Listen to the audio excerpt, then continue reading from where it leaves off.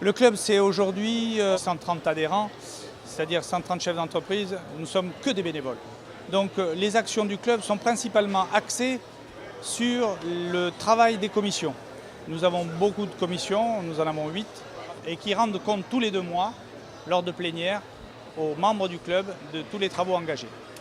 L'objectif de chaque commission étant de développer le tissu économique sur le secteur, sur l'activité médocaine, sur l'artisanat, sur l'industrie, sur l'entreprise médocaine en règle générale. Nous avons aujourd'hui un véritable réseau de professionnels.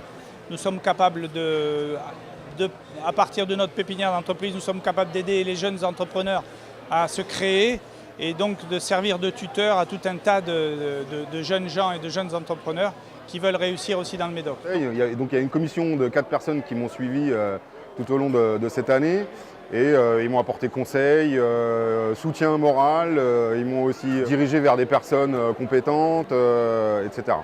On ne veut absolument pas se substituer aux institutionnels du secteur, c'est apporter un plus par rapport à ça et un soutien moral et relationnel. Ça a été ça, on a suivi les étapes de la création, c'est de faire l'étude de marché, le prévisionnel financier et puis les choses à mettre en place, la communication, les relations avec les différentes structures et les différentes chambres auxquelles j'ai eu affaire pendant cette mise en place, quoi. Après, dans les commissions du club, on a aussi la commission Sésame qui organise donc ce salon. On a la commission formation qui œuvre pour justement faire le lien entre les pouvoirs publics et les entreprises. Nous avons une commission qui est chargée de la partie emploi que je préside et qui s'appelle Hermès, qui permet aussi d'échanger à l'intérieur même du club les offres et les demandes d'emploi qui peuvent être véhiculées d'une entreprise à l'autre.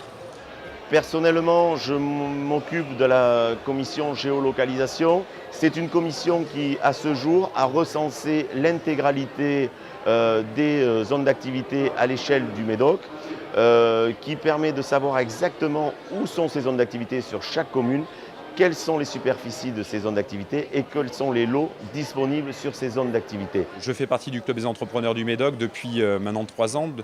Donc on participe de façon active effectivement aux manifestations du Club des entrepreneurs du Médoc.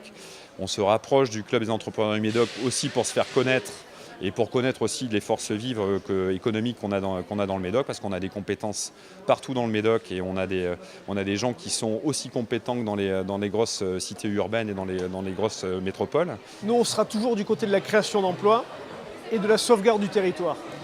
On veut allier absolument ces 2 aspects. Si aussi, au bout d'un moment, on a décidé d'habiter en Médoc ou de rester en Médoc, c'est pour le cadre de vie.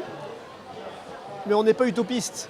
On ne vivra en Médoc que s'il y a de l'emploi. Grâce au Club des entrepreneurs du Médoc, effectivement, le Médoc devient de plus en plus dynamique et on engage tout le monde à venir nous retrouver effectivement dans le Club des entrepreneurs du Médoc, ne serait-ce que pour parler de leur activité, rencontrer des gens, parce qu'on essaye de rendre ça convivial aussi. Il n'y a que des choses positives à en sortir, il n'y a que des choses qui sont intéressantes à récupérer comme information et en plus, ça vous permettra peut-être de faire un petit peu plus de business.